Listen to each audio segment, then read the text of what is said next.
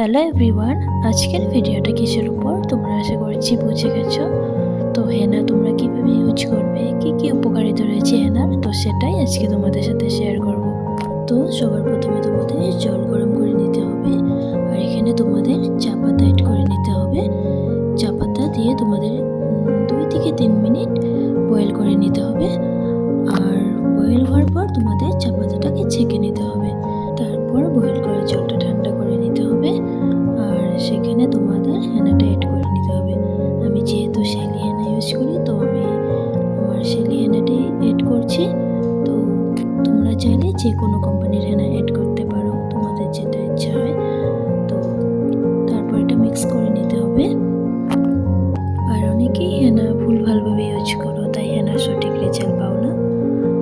আর একটা কথা বলে রাখি, হেনা অনেকেরই শ্যুট হয় না, তো তারা স্কিপ করতে পারো।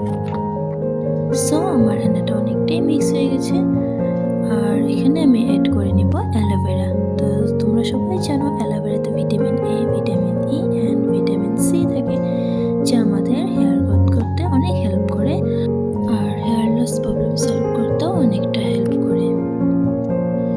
আর তোমাদের যাদের হেয়ারটা অনেক ড্রাই, তো তোমরা এই হেনার সঙ্গে আরও কিছু বস্তু অ্যাড করে নিতে পারো, যেরকম জবা ফুলের পাতা মিক্স করে নিতে পারো, লেবুর রস, কাঁচা দই, আরও ডিমের সাদা অংশটি।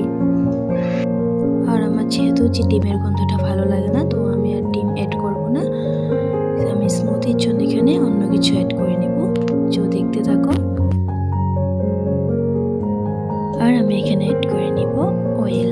তোমরা চাইলে যে অলিভ অয়েল অ্যাড করে নিতে পারো, আর চাইলে কোকোনাট অয়েল অ্যাড করে নিতে পারো। আমি এখানে অ্যাড করে নিচ্ছি কোকোনাট অয়েল। তো এভাবেই সব কিছু অ্যাড করে মিক্স করে নেবে। আর তোমরা চাইলে আগের দিন রাতেও হেনাটা ভিজিয়ে রাখতে পারো, আর চাইলে তোমরা মর্নিংয়েও হেনা ইউজ করে 2 ঘন্টা আগেও ভিজিয়ে রাখতে পারো। আর একটা কথা মনে রাখবে, তোমরা যেদিন হেনা অ্যাপ্লাই করতে চাও সেদিন কিছুতেই শ্যাম্পু ইউজ করবে না।